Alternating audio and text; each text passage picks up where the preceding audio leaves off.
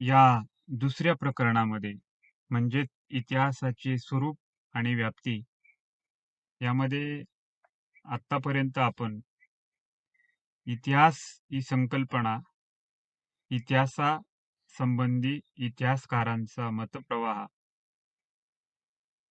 इतिहासकारांचा दृष्टिकोन, त्याचबरोबर इतिहासाचे स्वरूप आणि इतिहासाची व्याप्ती या प्रमुख घटकांसंदर्भात आपण विचार केलेला आहे.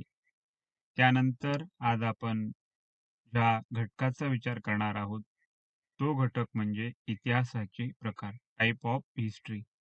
तर त्या संदर्भात आपण सविस्तर आधुनिक काळात इतिहास ही ज्ञानशाखा जी विभिन्न प्रकारांनी आपले विचारधन वाढवित असलेले दिसून येते. कारण इतिहासाचा अभ्यास करताना आधुनिक काळात विविध प्रकार जे आहेत ते निर्माण झालेले आहेत. पूर्वीच्या काळात इतिहास केवळ राजकीय अंगाने अभ्यासला जात, परंतु अलीकडच्या काळाचा विचार केला तर इतिहासामध्ये विभिन्न प्रकार जे आहेत ते प्रकार समाविष्ट असलेले दिसून येतात. या प्रकारांमुळे इतिहास आणि इतिहासाच्या अभ्यासातून बौद्धिक प्रगती जी काही आहे, विचारधन जे काही आहे ते वाढीस लागलेले दिसून येते. त्यामध्ये या सर्व प्रकारांचा विचार करत असताना राजकीय असेल, सामाजिक असेल, सांस्कृतिक असेल, बौद्धिक असेल, आर्थिक असेल, कायदेविषयक असेल, अशा असंख्य विषयांचा विचार या प्रकारांमध्ये होऊ लागला आणि म्हणूनच या वेगवेगळ्या प्रकारांचा अभ्यास करताना मुख्यतः जर विचार केला त्यामध्ये राजकीय इतिहास ही शाखा मुळातच इतिहासाचा एक जुन्या काळापासून अभ्यास विषय म्हणून मानला जातो. यामध्ये अनेक इतिहासकारांनी लेखन जे आहे ते केलेले दिसून येते. राजकीय इतिहास या शाखेत मुख्यतः गतकाळातील राजकीय परिस्थिती, राजपद असेल, राजकीय व्यवहार, राजकीय संबंध अशा अनेक गोष्टींचा जो काही विचार आहे तो राजकीय इतिहासामध्ये केला जातो. अगदी प्राचीन काळापासून जर विचार केला तर त्यामध्ये राजकीय घडामोडी हा केंद्रबिंदू मानून इतिहास लेखनाची जी काही सुरुवात आहे ती सुरुवात झालेली दिसून येते आणि यामध्ये भौगोलिक अभ्यासातून ही सुरुवात झालेली दिसते. आधुनिक काळात नव्या संकल्पना ज्या काही आहेत त्या उदयाला आल्या. त्यामध्ये प्रादेशिक वाद असेल, राष्ट्रवाद, सांस्कृतिक वाद अशा अनेक बाबींमुळे राजकीय इतिहासाला एक गती प्राप्त झालेली दिसून येते. त्यामुळे राजकीय दृष्ट्या इतिहासाचा अभ्यास करण्याची जी काही प्रथा आहे ती निर्माण झालेली दिसते आणि राजकीय इतिहासाच्या अभ्यासातून देशाबद्दल त्याचबरोबर आपल्या परिसंस्थेबद्दल माहिती मिळण्यास मदत होते. देशाचे जे काही भवितव्य आहे ते कसे घडले या संदर्भात सविस्तर माहिती यामधून होते आणि म्हणूनच राजकीय इतिहास हा या अंगाने जर आपण विचार केला तर तो निश्चितच एक उपयुक्त असा माहिती देणारा स्रोत म्हणून क्रमप्राप्त ठरतो. त्यानंतर आर्थिक इतिहासाचा विचार करत असताना मुळातच आर्थिक इतिहासाची पायाभरणी कशी झाली या संदर्भात जर आपण विचार केला तर आर्थिक इतिहास या शाखेचा उदय हा 19व्या शतकात झालेला दिसतो. आता त्यामध्ये इतिहासाच्या अंतर्गत असणारी ही एक शाखा म्हणून आर्थिक इतिहास ही शाखा ओळखली जाते. मुख्यतः व्यापारवादाच्या निर्मितीनंतर आर्थिक इतिहासात मोठ्या प्रमाणात संशोधन झालेले दिसते. औद्योगिक क्रांतीनंतर, युरोपातील औद्योगिक क्रांतीनंतर निर्माण झालेल्या आर्थिक इतिहासाच्या अध्ययनास आणि संशोधनास मोठी गती जी काही आहे ती गती प्राप्त झाली. आता या संदर्भात पायाभूत स्वरूपात जर विचार केला तर त्यामध्ये आर्थिक इतिहासाचा जो प्रारंभ आहे तो ॲडम स्मिथ यांच्या वेल्थ ऑफ नेशन्स या नावाच्या ग्रंथातून झालेला दिसून येतो. त्यानंतर अनेक तत्ववेत्यांनी, इतिहासकारांनी आणि विचारवंतांनी यामध्ये आपल्या लेखणीतून मोलाची अशी जी काही भर आहे ती भर घातलेली दिसून येते. आणि म्हणून या संदर्भात आर्थिक इतिहासामध्ये अलीकडच्या काळात जी गती प्राप्त झालेली दिसून येते, मोठ्या प्रमाणात संशोधन या शाखेमध्ये होऊ लागले. कारण अनेक देशांचा इतिहास हा 20व्या शतकात हा मोठ्या प्रमाणात आर्थिक दृष्टिकोनातून जो काही आहे तो आर्थिक दृष्टिकोनातून लिहिला जाऊ लागला. आणि म्हणूनच आर्थिक इतिहासाच्या क्षेत्रात जी काही आहे ती मौलिक स्वरूपाची जी लेखन परंपरा जी आहे आणि मौलिक स्वरूपाचे जे संशोधन आहे ते संशोधन होत आहे. त्यामुळे आज आर्थिक इतिहास ही शाखा ही निश्चितच एक ज्ञानवर्धक आणि उपयोजनात्मक पातळीवरची माहिती देणारी एक शाखा म्हणून पुढे येत आहे. त्यानंतर सामाजिक इतिहासाच्या संदर्भात जर आपण विचार केला तर यामध्ये सामाजिक इतिहास जो आहे तर सामाजिक इतिहासाचा विचार करत असताना मुळातच इतिहास हा व्यक्ती आणि समाजाशी निगडीत असणारा हा विषय. कारण व्यक्ती आणि समाज या दोनही घटकांच्या माध्यमातून विचार करणारी ही ज्ञानशाखा आहे. आणि म्हणून सामाजिक इतिहास ही इतिहासात अलीकडे विकसित होत असलेली एक शाखा म्हणून ओळखली जाते. यात मुख्यतः लोकांचे सामाजिक जीवन असेल, सामाजिक व्यवहार असेल, सामाजिक संघटना असतील, नीतिमूल्य असतील, त्याचबरोबर आहार असेल, अलंकार असेल, कला असेल, अशा अनेक घटकांच्या संदर्भात आणि जीवन पद्धती संदर्भात जो विचार आहे तो विचार या नव्या शाखेमध्ये केला जातो.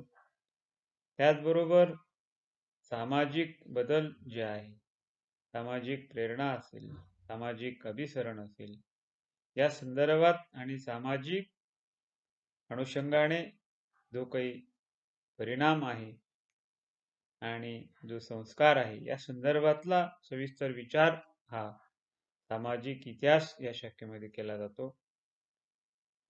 सामाजिक इतिहासाचा जो काही पाया आहे त्या संदर्भात जर विचार आपण केला म्हणजे प्रारंभासंदर्भात जर आपण विचार केला तर त्यामध्ये जर्मन इतिहासकार रिशेल आणि फ्रॅटेक यांनी या संदर्भात आपल्या लेखणीद्वारे जो पाया आहे तो पाया रोवला.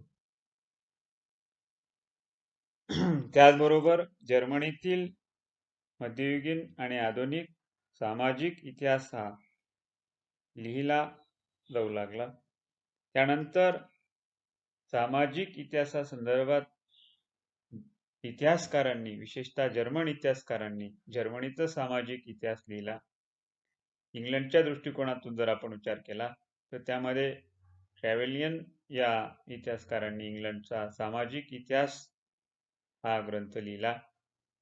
आणि एकूणच सामाजिक इतिहासाच्या लेखनामध्ये जी गती आहे ती गती आधुनिक काळात प्राप्त झालेली दिसते. भारतासंदर्भात जर आपण विचार केला तर त्यामध्ये के.पी.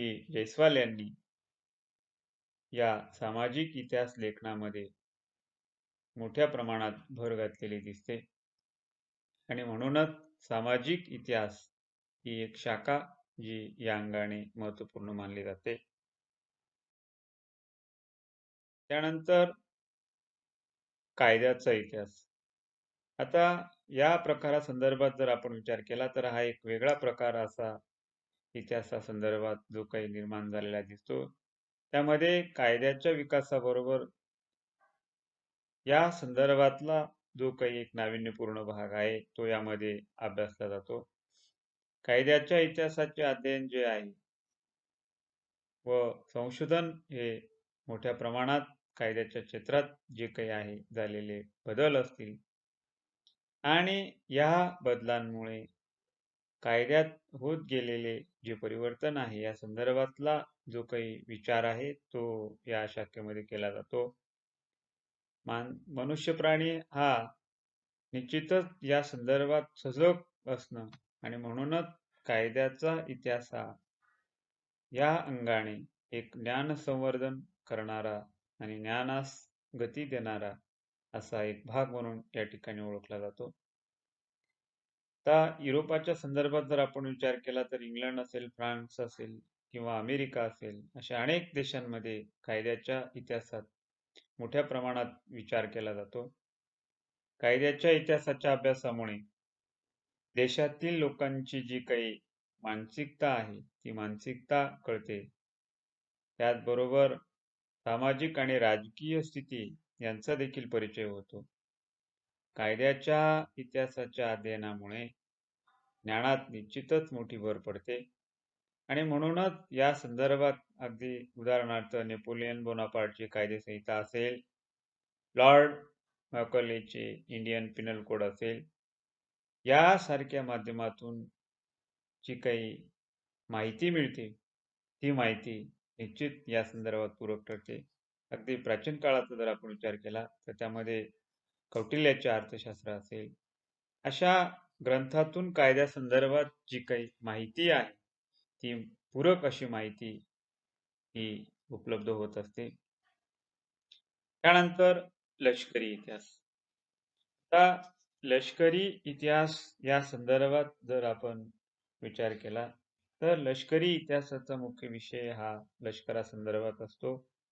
त्यामध्ये लष्कराच्या हालचाली असतील, विविध प्रकारचे डावपेच असतील, या संदर्भातला विचार जो काही आहे तो लष्करी इतिहासामध्ये होत असतो. अगदी लष्करी इतिहासाच्या संदर्भातील या सर्व बारकाव्यांचा विचार करत असताना लष्करी साधन सामग्री असेल, आधुनिक क्षेपणास्त्र असतील, या संदर्भातली विशेष माहिती या लष्करी इतिहासाद्वारे होते आणि म्हणूनच लष्करी इतिहासाच्या अभ्यासातून एक जी काही रणनीती आहे त्या देशातील लष्करी व्यवस्थेच्या संदर्भातल्या रणनीतीविषयी माहिती मिळते आणि म्हणून लष्करी इतिहास ही जी शाखा आहे ही शाखा ही या संदर्भात माहिती देणारा एक स्रोत म्हणून निश्चित पूरक ठरते. उदाहरणार्थ पानिपत 1761 या ग्रंथाद्वारे शेजवळकरांनी पानिपतच्या युद्धाचे वर्णन केलेले दिसते आणि म्हणूनच अशा अनेक ग्रंथ सामग्रीद्वारे आधुनिक काळात लष्करी इतिहासात नव्या तंत्रज्ञानामुळे जे काही बदल आहेत त्या बदलांसंदर्भात माहिती उपलब्ध होत असते. अगदी या संदर्भात अलीकडचा जर विचार केला तर युद्धशास्त्र हा एक स्वतंत्र असा अभ्यास विषय म्हणून स्वतंत्र अशी पदवी देणारी शाखा म्हणून अगदी BA असेल किंवा MA असेल या संदर्भात महाविद्यालयांमध्ये संशोधन संस्थांमध्ये यावर आजमितीला विचार केला जातो आणि म्हणूनच लष्करी इतिहास हा या दृष्टिकोनातून जर आपण विचार केला तर लष्करी इतिहासामुळे राष्ट्रनिष्ठा त्याचबरोबर संरक्षणाची जी भावना आहे ती सातत्याने निर्माण होत असलेली दिसून येते आणि म्हणून लष्करी इतिहास हा एक निश्चितच ज्ञानाचा आणि माहितीचा एक स्रोत म्हणून उपयुक्त ठरतो. त्यानंतर वसाहतीचा इतिहास. आता या संदर्भात जर आपण वसाहतीचा इतिहास आणि वसाहत या संदर्भात सिंहावलोकन जर केलं तर त्यामध्ये निश्चितच आपल्याला असे दिसून येते की युरोपात औद्योगिक क्रांतीनंतर विशेषतः अगदी इंग्लंडचा आपण विचार केला तर इंग्लंडचं इतर युरोपियन राष्ट्रांमध्ये औद्योगिक क्रांती झाल्यानंतर एक हक्काची बाजारपेठ निर्माण करण्याची जी काही स्पर्धा आहे, ती स्पर्धा या ठिकाणी निर्माण झालेली दिसते. आणि म्हणूनच या हक्काची बाजारपेठ निर्माण करण्याच्या स्पर्धेत म्हणजे वसाहत निर्माण करण्याच्या स्पर्धेत जी काही एक संपूर्ण व्यवस्था होती, या संदर्भातला जो काही विचार आहे, तो वसाहतींचा इतिहास यामध्ये सविस्तर दृष्टिकोनातून केला जातो. वसाहतींचा इतिहास हा राजकीय इतिहासाचाच एक भाग मानला जातो. अगदी 18व्या शतकात जर आपण युरोपातील राष्ट्रांनी आशिया आणि आफ्रिका खंडामध्ये जी काही वसाहत स्थापन करण्याचे जे काही आपले प्रयत्न होते, ते प्रयत्न यामध्ये समाविष्ट दिसतात. त्यानंतर 19व्या शतकामध्ये नवसाम्राज्यवाद ही नवी एक संकल्पना उदयास आली. वसाहत मिळवणे, मिळवलेल्या वसाहतीवर वर्चस्व स्थापन करणे, वसाहतीची लूट आणि पिळवणूक करणे, वसाहती मिळवण्यासाठी सर्व काही प्रयत्नांची पराकाष्ठा करणे, या अनेक गोष्टी या संदर्भातला जो विचार आहे यामध्ये समाविष्ट दिसतो. त्यामुळे वसाहतीचे जे काही महत्त्व आहे, ते महत्त्व या युरोपियन राष्ट्रांच्या दृष्टिकोनातून निश्चितच आपली एक हक्काची बाजारपेठ म्हणून निर्माण झालेले दिसते. आणि वाढत्या लोकसंख्येला सामावून घेणे यासाठी देखील वसाहत हे साधन म्हणून त्या साधनाचा वापर होऊ लागला. युरोपियन लोकांनी वसाहतींचा ताबा घेतला, तेव्हापासून वसाहतींचा इतिहास लिहिण्याची जी काही सुरुवात आहे, ती सुरुवात झालेली दिसून येते. आणि म्हणून या इतिहासातून म्हणजेच वसाहतींच्या या इतिहासातून वसाहतीमधील संपत्ती असेल, निसर्ग संपत्ती असेल, सामाजिक चालीरीती असतील, धार्मिक कल्पना असतील, तत्वज्ञान असेल, संस्कृती असेल, अशा अनेक गोष्टींबद्दल विशेष माहिती ही मिळण्याचा स्रोत म्हणून ही शाखा उपयुक्त ठरते. त्याचबरोबर वसाहतीच्या सामाजिक समस्या असतील, इतर काही समस्या असतील, या संदर्भातला जो काही प्रश्न आहे, त्या प्रश्नाच्या निराकरण करण्यासाठी देखील माहिती यातून उपलब्ध होते. त्याचबरोबर या एकूणच वसाहतींच्या इतिहासातून जी काही सविस्तर माहिती वसाहतींसंदर्भात आणि वसाहतींच्या एकूणच व्यवस्थेसंदर्भात प्राप्त होण्याचा एक स्रोत म्हणून वसाहतींचा जो इतिहास आहे, तो इतिहास या शाखेतून अभ्यासला जातो. आणि म्हणूनच ही एक निश्चितच इतिहासाच्या प्रकारातील एक नवी शाखा म्हणून मानली जाते. त्यानंतर पुढील जे काही प्रकार आहे, त्या संदर्भात देखील विचार आपण पुढील तासिकेला करणार आहोत. या ठिकाणी आपण थांबूया. धन्यवाद.